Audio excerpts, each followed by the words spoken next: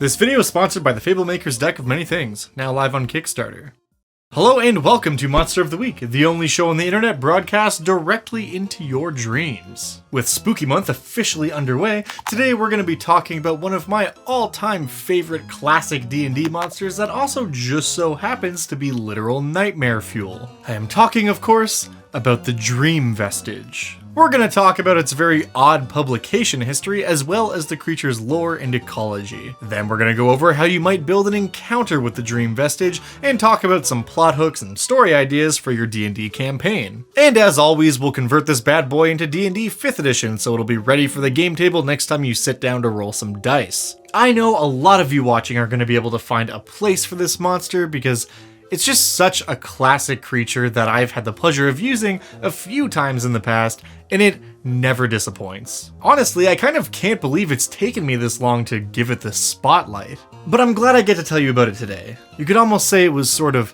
fated to happen this way.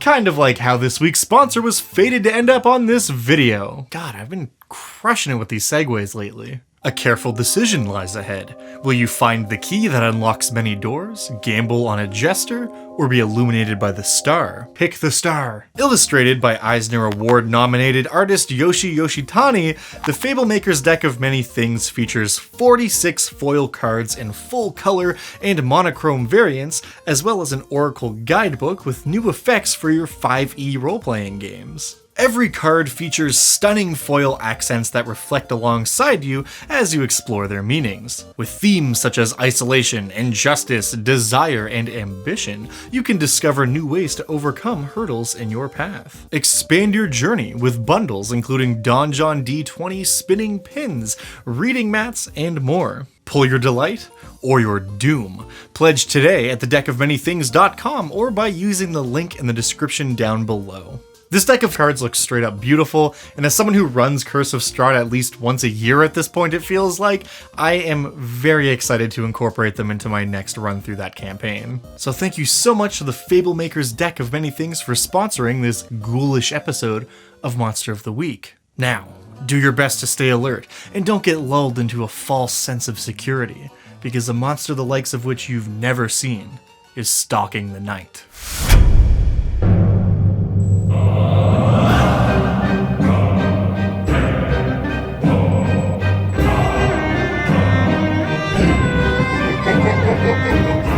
A mighty river of fog streams forward like an evil waterfall, swollen with storm and spray. Accompanying the shape is a susurrus of dreamlike voices that murmur, cry, and rail against some terrible fate. Slender tendrils of mist extend from the mass, patting and feeling for sustenance. There is something truly arcane about dreams, and by extension, nightmares. D&D has certainly flirted with the plane of dreams in the past, but we've never gotten a full definitive explanation of the dream plane or the many worlds potentially within. And maybe that's for the best, because after all, dreams are meant to be somewhat nebulous and ever-changing. But once in a while, one of the D&D writers decides to stick their hand into the plane of dreams and pull something out. And the Dream Vestige is one such something. Once again, we're returning to Libris Mortis, the Book of Undead from D&D 3rd edition, to dredge up this week's horror. Much like last week's monster, the Weep, our Dream Vestige was a one-off creature only ever printed in a single edition of the game. Turning to page 96, we are greeted with this fantastic artwork depicting a fog of angry souls roiling over a tombstone. This art has such a wild energy to it, it's great.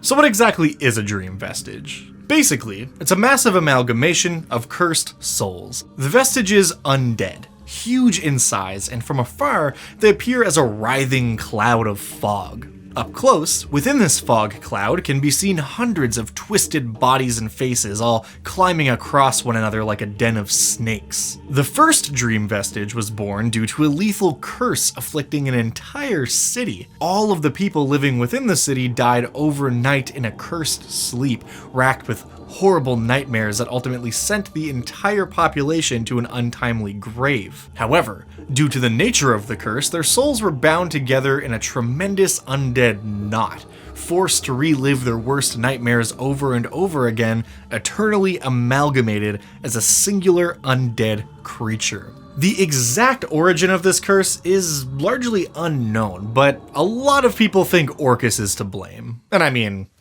it's easy to understand why. But whether the Demon Prince of Undeath actually had something to do with the creation of the first Dream Vestige or not, this was literally only the beginning. The Dream Vestige has an inescapable craving for bodies. It seeks out as many other creatures as it can to use its accursed tendrils to attack by lashing out and dissolving whatever bodies it can find, incorporating them into its foggy mass. Once dissolved and incorporated, assuming the creature had a soul, that soul becomes trapped as another victim within the Dream Vestige. But soul or no, the body itself is what the Dream Vestige is actually after, because even if it doesn't subsume a soul-bearing creature, any body will allow it to grow physically in size. And that includes bodies belonging to other undead creatures. For this reason, the Dream Vestige is feared by both the living and unliving alike. It's just as happy feasting on poor townsfolk as it is on a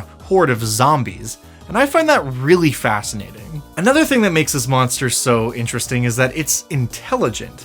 Like, really intelligent. They have an int score of 18, which puts them leagues above the likes of a Death Knight, one step above your average vampire, and just one little step below the Lich, which is terrifying. While on the surface, this creature might simply look like an amalgamated ball of souls chaotically seeking the next creature it can devour, there is a unified, malicious intellect at work here. An overall personality, potentially with goals and plans of its own. The lore here is a little fuzzy on how the creature's personality actually manifests, but I like to imagine it in one of two ways. Either the Dream Vestige's personality is a unique but literal amalgamation of all the creatures it has consumed, twisted in undeath and sort of summed together, or whichever personality among the writhing mass of souls has the strongest force of will, they're able to take control of the swarm and assume control of the creature's greater will. This might even be a role that changes over time as new souls are incorporated with stronger wills and more intense drive to assert power. But whatever the case, and however you decide to play this monster as the Dungeon Master, we're dealing with a very powerful and highly intelligent undead creature. The other major thing that makes the Dream Vestige interesting to me is its connection with the Plane of Dreams. The curse that created the first Dream Vestige not only killed an entire population overnight, but it used their nightmares as some sort of fuel to power the curse itself. This means that the curse was fueled by the same type of dream magic that a Circle of Dreams druid might be tapping into. So whether intended or not, the Dream Vestige is not just undead, but also inexorably tied to the Plane of Dreams. Mechanically, this means that it has the ability to move between the material plane and the Plane of Dreams in much the same way that a more typical ghost might move between the material plane and the ethereal plane. But it also has some really interesting implications. For example, someone using Ethereal Sight expecting to see the ghostly undead wouldn't actually see shit because they're looking in the wrong place. Conversely, it may be possible that a Circle of Dreams druid using one of their two abilities that allow travel through dream space might encounter a Dream Vestige that's hiding in wait. But this is all starting to get into the mechanics of the creature, so let's just move along and talk about what its actual abilities are.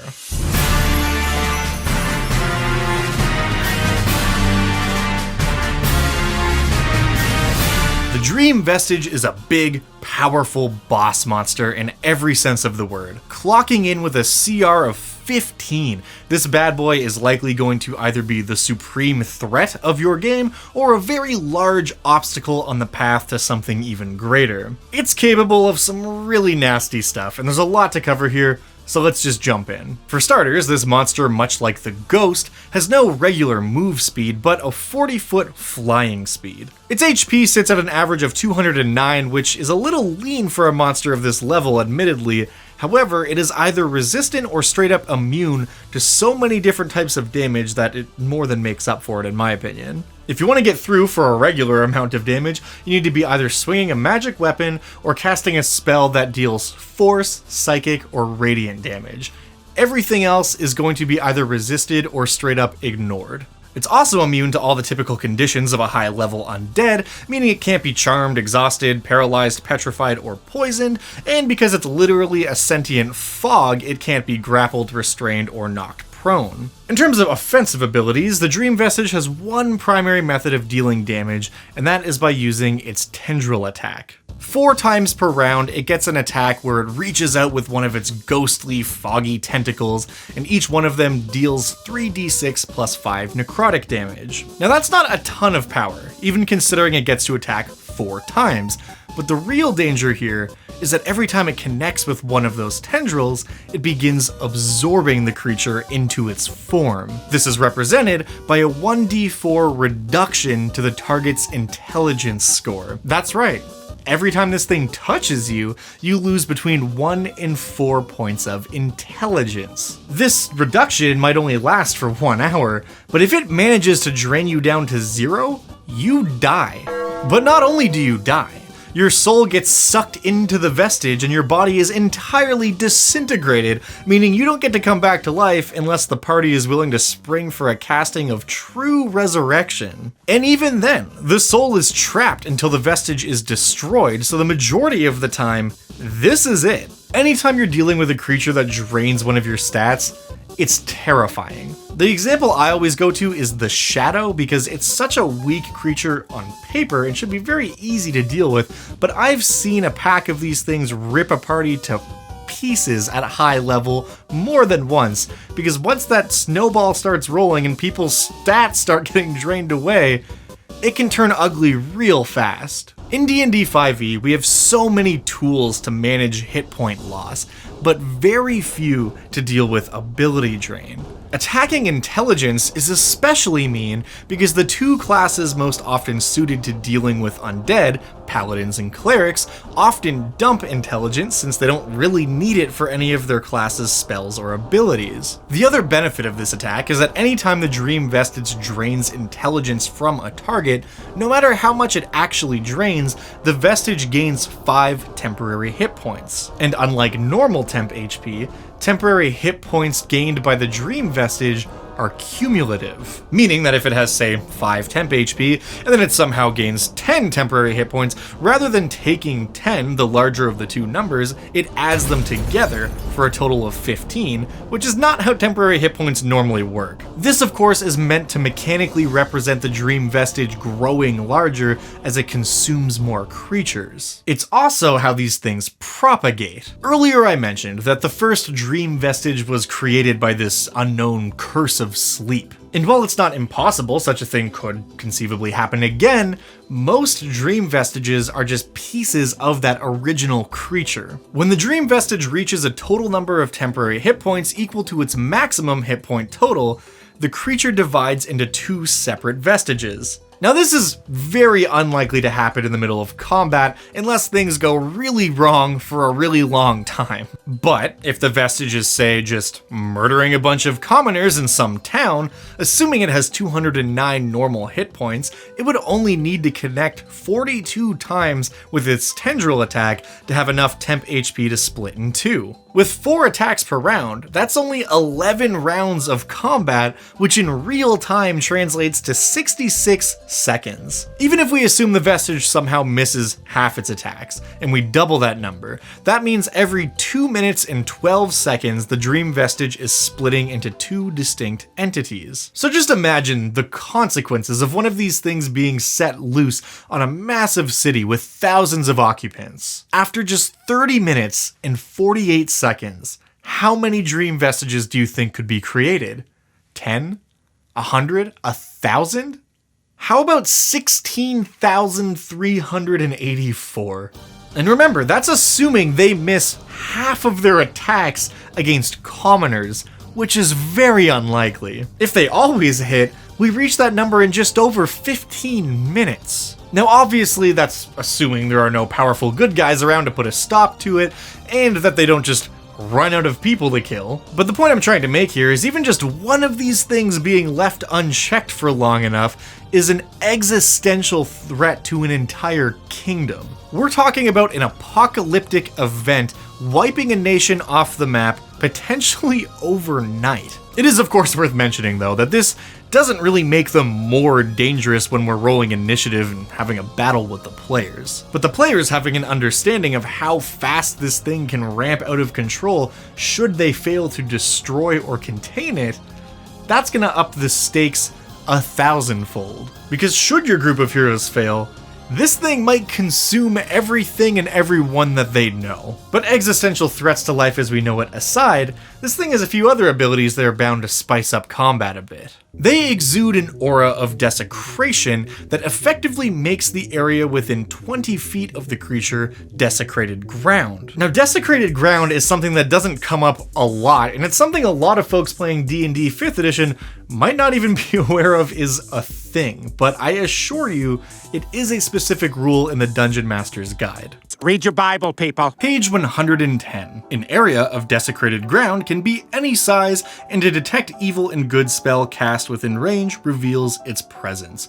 Undead standing on desecrated ground have advantage on all saving throws. A vial of holy water purifies a 10-foot square of desecrated ground when sprinkled on it, and a hallow spell purifies desecrated ground within its area. So in other words, it gives advantage on all saving throws to any undead that are within that 20-foot sphere of desecration, including itself. And as an added spicy bonus, it gives advantage on attack rolls to any other undead that are within the area, so that's cool. Until the Vestige decides to eat them. The Vestige also has the Frightful Presence action, which works exactly the same way as it does for dragons. I mean, it makes sense. If a fog rolls into town comprised of damned souls, people are gonna be a little put off. And it also has that action which I alluded to earlier that allows it to travel through the realm of dreams. Mechanically, this lets the Vestige jump between the physical world and the dream space with an action. And while in the dream space, it can move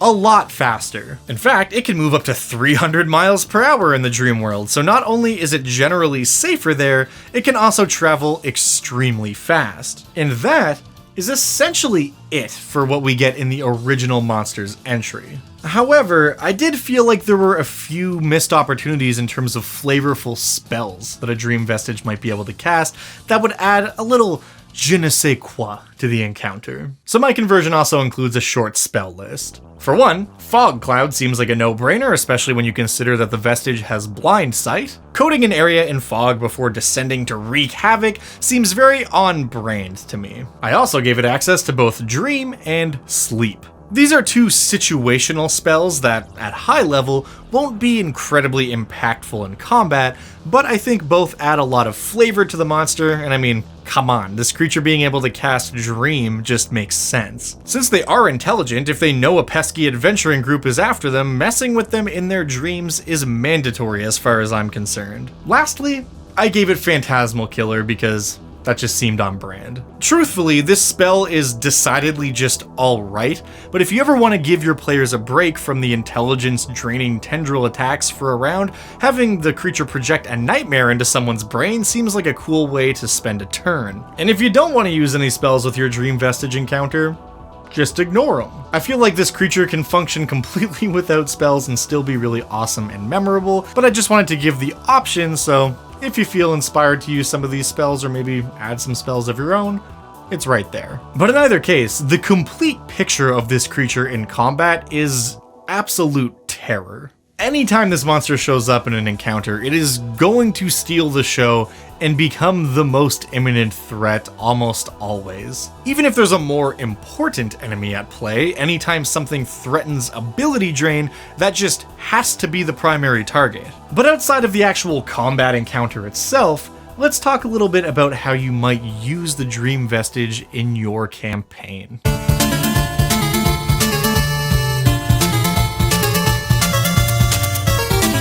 The first place I always look for inspiration when it comes to these old classic monsters is where official D&D modules have used them in the past. And the Dream Vestige, despite being a one-off monster, does show up in a couple places. The first is in a module called Anarok, the Empire of Shade. The Vestige makes a minor appearance in an old haunted chapel ruin. It's pretty standard stuff. A fog creeps in over the chapel tiles, the Vestige stalks the party, and then strikes from the shadows. This is an adventure for characters level 9 to 13, so using the Dream Vestige as basically a random encounter makes sense here. But the much weirder and, in my opinion, more interesting appearance of this monster isn't actually from a module. It's from one of the D&D novels. In Book 2 of the Haunted Lands trilogy by Richard Lee Byers, simply called Undead, the Dream Vestige is a major player in the plot. You can even see it on the cover, looming over the horde of undead soldiers below. In this novel, motherfucking Zaz Tam, Archlich Supreme, the scary red guy from the D&D movie, and Zulkir of Necromancy, takes it upon himself to create a Dream Vestige. The characters in the book are horrified by this new creation, and it wreaks havoc. At one point, there's this huge battle taking place where Zaz Tam is squaring off against a literal army, and he sends his Dream Vestige to deal with the enemy navy. And the Dream Vestige just rolls in from ship to ship, absolutely decimating everyone and everything on board. It's especially creepy because the ships themselves aren't destroyed, they're just kind of left floating there, completely empty, derelict, and devoid of life because everyone has been disintegrated and absorbed by this fog monster. But anyways, in this novel, the heroes defeat this Dream Vestige due to one specific character's sacrifice. This soul individual fighting on behalf of the heroes realizes that all of the souls trapped within the vestige are so twisted with fear and anger that they all actually hate each other. So while the unified entity is being controlled by Zaz Tam and lashing out and killing other people, the individual souls are still kind of clawing at one another somewhat. So instead of trying to destroy it from the outside, he allows himself to be incorporated into the Dream Vestige, and through his own force of will turns the souls on one another, causing the vestige to essentially tear itself apart for good. There might not be any specific mechanics to make this possible in the tabletop role-playing game, but if a player ever told me that they would like to allow themselves to be incorporated into the Dream Vestige so they can try and use their force of will to cause the creature to self-destruct, I would at least allow them to make a wisdom save. But this of course also brings up a great plot hook. Perhaps the Dream Vestige in your game is the creation of a powerful necromancer, and while someone like Zaz Tam is certainly going to be the end boss of your campaign, maybe the necromancer in question isn't quite that powerful. Perhaps they just stumbled upon the discovery of a scroll that taught them how to cast this cursed sleep ritual and create a vestige. So, while the individual necromancer responsible isn't the be-all end-all threat, their creation certainly is. And if that necromancer isn't strong enough to maintain control over their creation, remember, Dream Vestiges are intelligent, sentient beings. So this thing might just up and turn on its master. Perhaps your players even end up allied with the necromancer temporarily to help destroy this thing that imposes such a catastrophic threat to everything, living and undead alike. Or maybe the actual creation of the Dream Vestige is your campaign's fail state.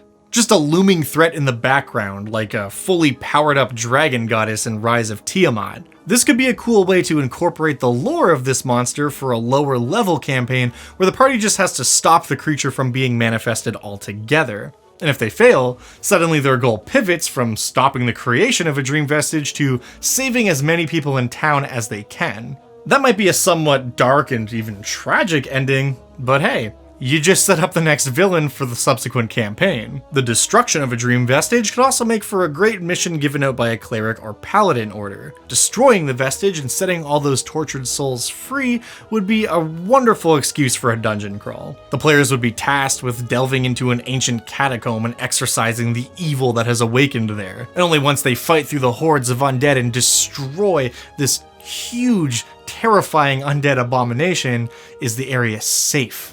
For now. Or, for something a bit more unusual, maybe the Dream Vestige isn't an enemy at all, but an ally. Perhaps the players encounter a Dream Vestige who's being controlled by a good-natured soul. When the creature was set loose ages ago, a mighty warrior stepped forth and gave their life to become one with the Vestige, and through sheer force of will, they've been able to keep the creature subdued. This could make for a really interesting NPC. You could even draw from some MTG lore in the plane of Innistrad, perhaps making the Dream Vestige a sort of protective force for a city. Still dangerous, to be sure, but something that is not malicious towards innocents or those it considers under its protection. Like the Sturmgeist of Nephalia, at night, the haunted fog creeps in from the shore and bathes the city streets. If the Vestige believes you are not meant to be here, it will remove you from the city, one way or another. And lastly, given this creature's connection with the realm of dreams, perhaps you run an entire adventure in the dream space. This could range from something akin to Nightmare on Elm Street to a story inspired by Sandman. The realm of dreams is pretty vague in its description, but we know it is a real place that some Magic users can access. So you could have the Dream Vestige acting as this sort of nightmare amalgamation, gradually twisting all of the dream realm into a world of nothing but nightmares. If it's successful, the dream space will become this ever terrifying realm and maybe even start to leak out into the material world. So the party has to undergo a long-term sleep spell to enter the realm of dreams and put a stop to it. I honestly love this as the setup for kind of a whole campaign. Maybe the players are even people that aren't very powerful in the real world. They could even be kids, but because they have such active imaginations, they're able to enter this dream world, and the version of themselves that they're adventuring as in the dream space is like their character, like this big, powerful, buff barbarian, but in real life, they're just like a snot-nosed kid that likes to play pretend. You'd literally be role-playing a character role-playing as another character.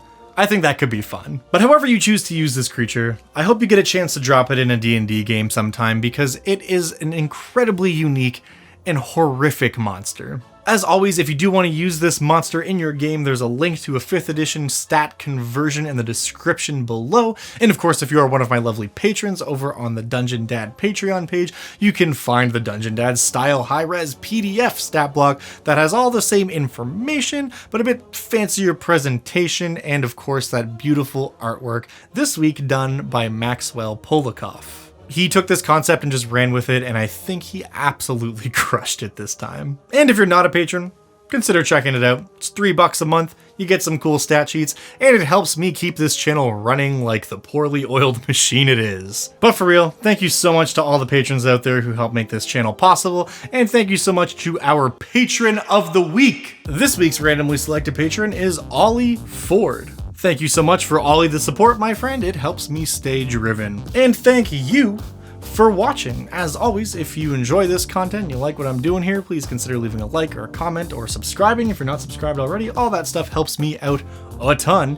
And of course, if there's a monster from a previous edition of D&D or another role-playing game such as Pathfinder, Numenera, whatever, please let me know in the comments down below or over on the Dungeon Dad Discord in the creature suggestions chat, and I will add it to the list of suggested monsters, and who knows, you might just see that monster show up on a future episode of Monster of the Week. Also, if you're not already on the Dungeon Dad Discord, it is worth jumping over there because the folks from PAX Unplugged have given me 5 badges to give away, so if you're thinking about attending PAX Unplugged, you have a chance in the giveaways chat in the Dungeon Dad Discord to get a weekend pass. That's the all 3 days of the convention? It's 3 days, I think, right? All 3 days of the convention for free. So if you're thinking about going to PAX, definitely check that out. And shouts out to the PAX Unplugged team for giving us those badges to give away to the community. All in all, I think that's everything I've got for you this week.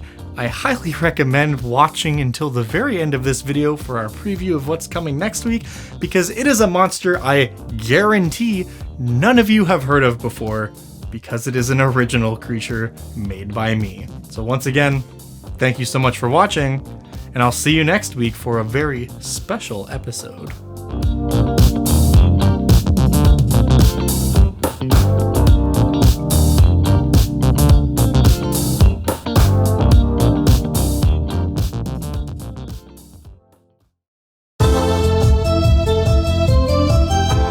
What could be lurking within the murky swamp? A coven of hags have been seen concocting strange potions. And what could they possibly be doing with that dragon egg? Something unlike anything you've ever seen before is waiting in the dark. Next episode, Hag Dragon. Tune in next time for lots more spooky, scary fan service.